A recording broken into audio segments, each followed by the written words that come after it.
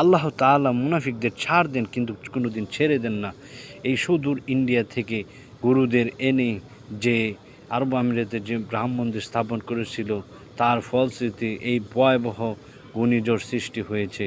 দেখুন আল্লাহ তাআলা বলেছেন যে এই পবিত্র মক্কা নগরী থেকে, যে পবিত্র জাজিরাতুল আরব থেকে রাসূলুল্লাহ সাল্লাল্লাহু আলাইহি সাল্লাম যে পবিত্র বাণী সারা পৃথিবীতে প্রেরণ করেছিলেন, যে শান্তির দূত হিসাবে কাজ করেছিলেন, যে মানুষের ভ্রাতৃত্ব মাধ্যমে যে একটা সুন্দর পৃথিবীর সৃষ্টি করেছিলেন, সেই পবিত্র মক্কা নগরীতে যেই ধরনের মুশরিকদের পুত্তালিক, যেই ধরনের মুশরিকদের পাপাচারে লিপ্ত রাম মন্দির স্থাপন করা হয়েছিল, যার দরুন আজকে বর্তমানে এই দুবাইয়ের ভয়াবহ অবস্থা দেখতে পাচ্ছেন।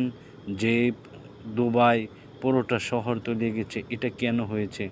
দুবাই, হে আরবের লোকেরা, তোমরা প্রাচুর্যে সম্পদ পেয়েছো, তোমাদের খনিজ পদার্থ দিয়ে তোমাদেরকে আল্লাহ তাআলা অনেক বড় করেছেন, অনেক ধনী বানিয়েছেন, অনেক বিত্তবান বানিয়েছেন।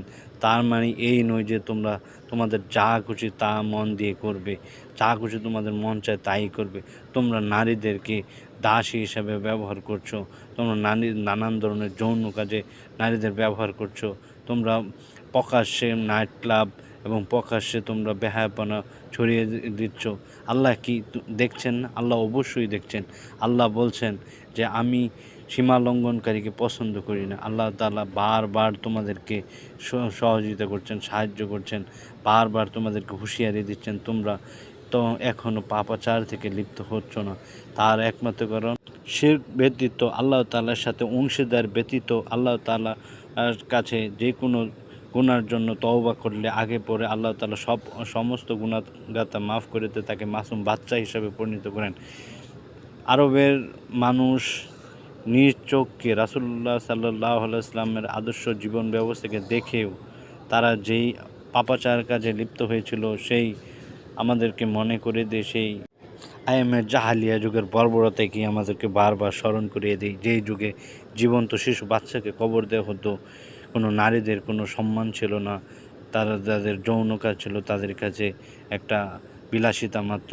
সেই যুগটাই যদি পুনরাবৃত্তি ঘটে থাকে, তাহলে আল্লাহ তাআলা কোনো দিন ছাড় দিবেন না, ছেড়ে দিবেন না। আল্লাহ তাআলা হয়তো কিছু দিনের জন্য ছাড় দিবেন, কিন্তু পুরোপুরি ছেড়ে দিবেন না। আপনারা যার দরুন দেখতেছেন বর্তমানে আরব আমিরাতের এই ভয়াবহ অবস্থা, তাদের সম্পদের কোনো কমতি ছিল না, তাদের কোনো প্রতিরক্ষার ব্যবস্থার কমতি ছিল না, কিন্তু তাদের একটাই সমস্যা, তারা এই পুত্তালিকের সাথে যে রাম মন্দির স্থাপন করেছে পবিত্র ভূমিতে, আল্লাহ তাআলা তা সহ্য করবেন না, করেছেন না, কোনো দিন করবেনও না। এর চেয়েও ভয়াবহ পরিস্থিতি আরও সামনে হতে পারে। এর আগে আমাদেরকে সচেতন হতে হবে। মহান প্রভুর যে সমহান যে দায়িত্ব মানুষের কাছে দিয়েছেন, সেটা আমাদের অক্ষরে অক্ষরে পালন করতে হবে, নতুবা